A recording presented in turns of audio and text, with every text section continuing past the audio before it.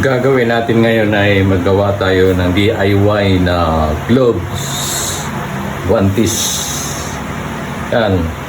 Nagawa na ako ng pattern. So, ang paggawa lang ng pattern ay kung ito lang kamay ang gagayahan mo, pagkatapos ay laki-lakihan mo lang ng kaunti. Katulad nito, pagdating dito sa mga awang, nagbibigay ako ng space na 1/4 ang distansya. And 1/4 yan. Yan. Kaya, dyan na tayo ngayon magmamarking.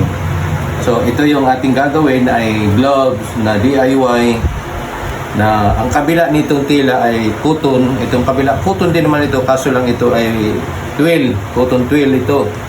Ito naman siya ay cotton, ito na yung ginagawang pan-t-shirt, yung malambot. So, ito yung maganda gagawing gloves. So, ang gagawin natin unang-una ay mag-marking tayo.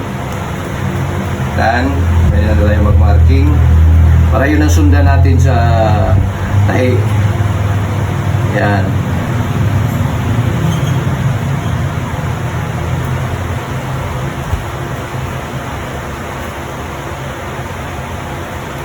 Yan, ganito. Yung aking marking na to, yan yung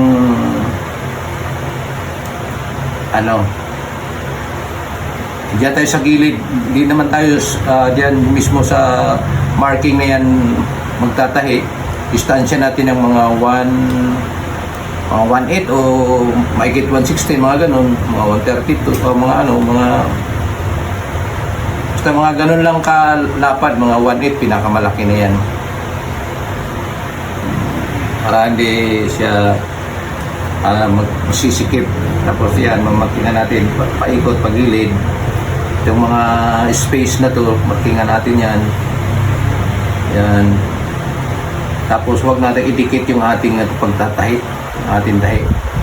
Para may allowance.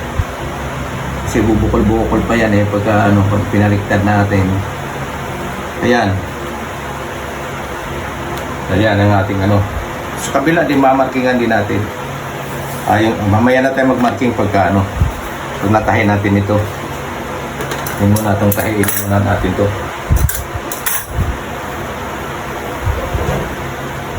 So, ang ating tahi ay huwag mismo doon sa may marking. Distansya tayo ng mga 1/8, pinakamalaki. Katulad dito. Distansya ko ng mga 1/8.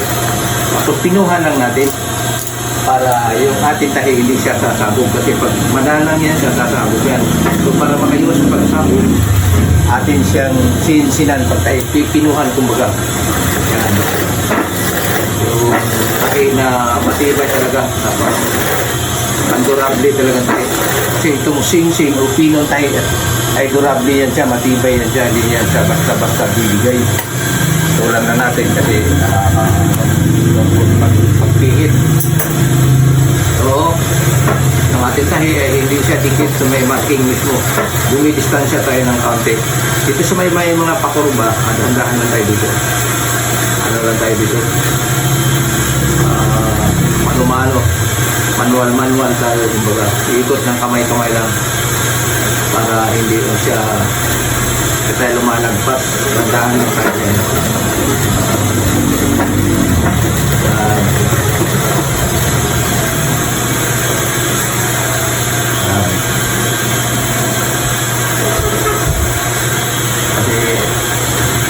Kumbaga critical yung mga kurbada na yan kahit sa pag-driving, critical ang kurbada, dandaan.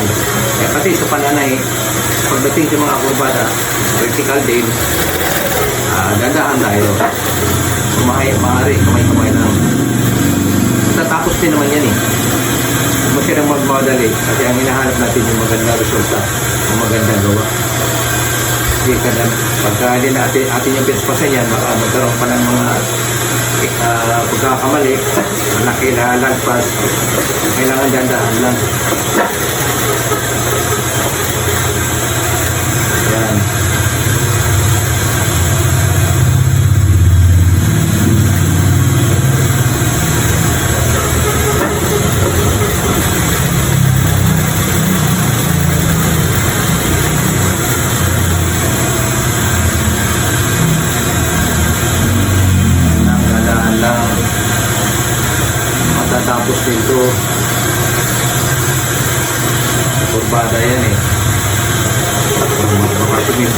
dyan.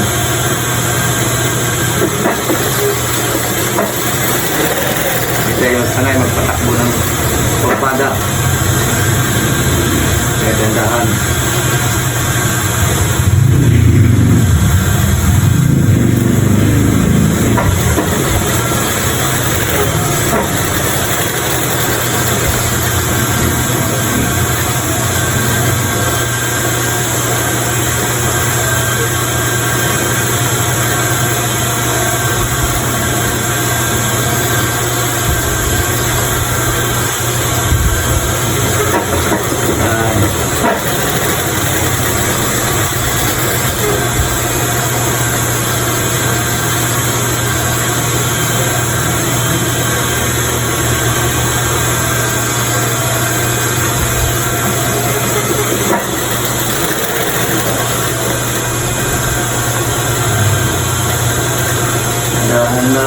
Malapit na.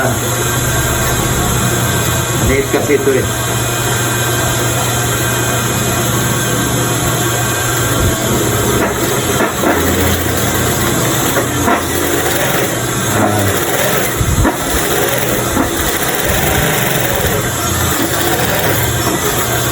Ayan. Sa atin ang putulin. Hanggang dito sa may guhit tayo puputol.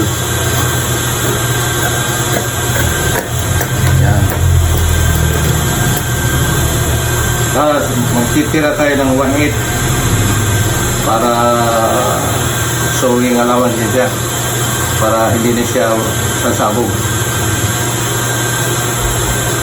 Tira tayo ng konti, mga 1/8 lang.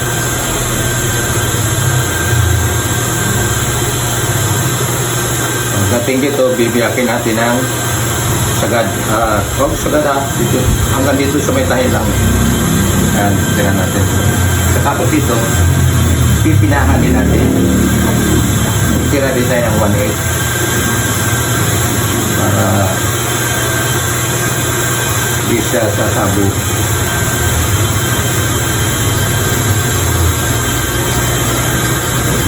Full video itong ating tutorial. Walang putol-putol yan.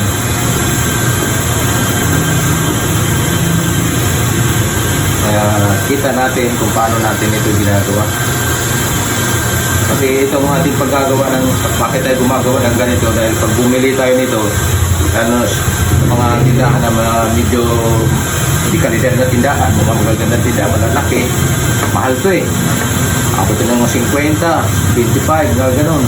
Pero doon naman sa mga, ano lang, mga pangkaraniwang mga supermarket, eh, ito yung mga nasa 25, 30, 35, mga gano'n. Ay 20. Pero pag magandang pagkakayari, magandang quality, medyo mahal-mahal din. Ito, gandahan natin ang quality na patumbas doon sa mga agayan rin makikita mga mamahalin. So, mahal din kung bili natin ito. Kaya tayo gumagawa. Nag-aaral tayo kung paano gumawa para kung may mga rekaso tayo din sa bahay na isang tabi lang natin, hindi kaya pamumunas lang, pero pwede naman palang gawin natin basahan. Ay ito na, gawin natin basahan para gawin natin kang, hindi, huwag natin gawin basahan, gawin siya natin gloves para ating magpakinabangan kung halimbawa meron tayong mga gagawin na kailangan natin magsuot ng gloves. So ito na, atin na siyang itihan dito kasi ito medyo malayo siya. Itihan natin para pag ganon natin maggagalaw-galaw tayo. Tapos ang gagawin natin yan ay paliktarin natin. Meron tayong pambaliktid na chopsticks to. Ginagamit ng mga pangkutsara ng mga Chinese. Ito yung pambabaliktad ko. Yan, baliktarin na natin. Dalawa itong ating gagawin, pero ito lang isang ipakikita kung proseso kasi parehas lang naman yan sila. Parehas lang naman nangyari. Ito lang muna, ito na lang ipakikita ko. Medyo lang ito, balikta rin. Medyo tagal-tagal, pero yan, balikta na rin yung isa. Pagkatapos ito mabaliktad natin, mamili ka lang kung alin ang gusto mo itong sanang iharap mo sa palad, ito bang pula o itong kaki ba? Pero maganda rin itong medyo makapal-kapal itong yung sa kaki, itong sa cotton foil, ito yung ating sa palad. Para medyo siya, makapal, medyo matigas-tigas mga pan. Tapos itong ating kuan, itong putol talaga, itong kulay pula, ito yung sa ating dito banda.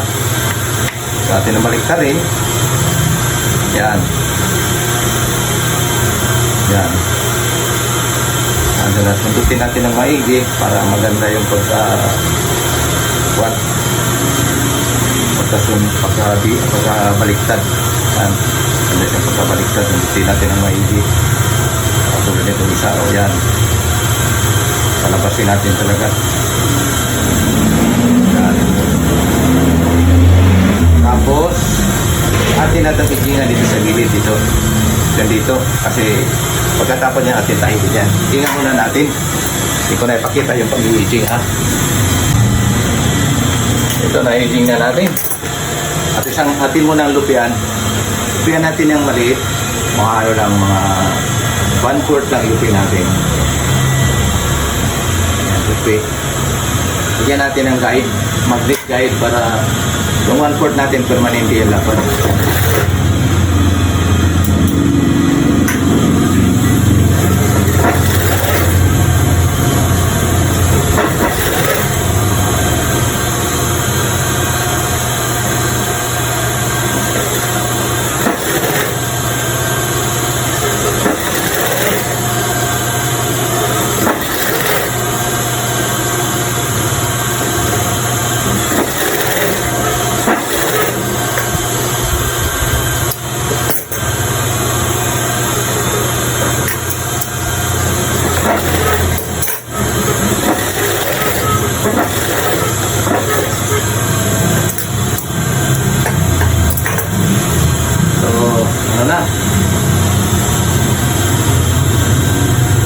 Tapos na.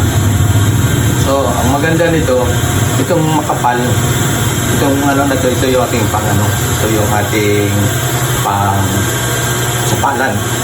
Ito sa likod itong pula kasi medyo maumbok itong ating likod malambot naman ito, kaya umuumbok siya.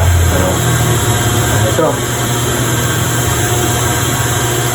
Medyo maskip-skip ng konti sa akin. Pero bang ito yung ginagamit natin, luluwag ito okay lang, maganda naman ang fitting niya. Hindi siya sobrang laki na malalaglag. Ito ang ating tama-tama lang. At ito, kung gusto ninyong sumikip dito, nasa inyo nyo, kung lalagyan ninyo ito ng garter para sumikip ito. Ito sa akin, okay lang ito sa akin kasi lang naman love na naman. Kung halimbawa mag-garden ako, ito lang yung may babalot ko sa aking kamay. Okay yan siya. Pag hawak mo ng mga itak, okay yan siya. Walang okay siya. Maganda kasi malambot-buton itong ibabaw natin okay siya pampisil. Yan. So, kaya ko ito sa inyo, ito inuturo dahil baka mahirapan kayong gumawa para ma-i-chakto sa inyong kamay. Ang una natin gagawin ay magawa tayo ng pattern na ayon doon sa laki ng ating palad. Tapos paggawa natin, distansyahan natin dito aawangan natin ng 1/4 distansya dito para mas lumuwag siya, para pag nagawa tayo ay okay siya. So sana yung sa ating pagtuturo, pag-DIY ng gloves ay may natutunan din tayo para mas makakatipid tayo kung meron tayong maraming maritaso dyan sa mga bahay natin. So, kung ikaw ay baguhan pa sa aking channel, paki-subscribe, share, and like para dadami po tayo magkaibigan sa ating Facebook at saka sa ating YouTube. At muli, para sa inyong lahat ng mga sumusubaybay at nanonood sa aking YouTube channel sa aking pagtuturo, maraming salamat po sa inyo lahat.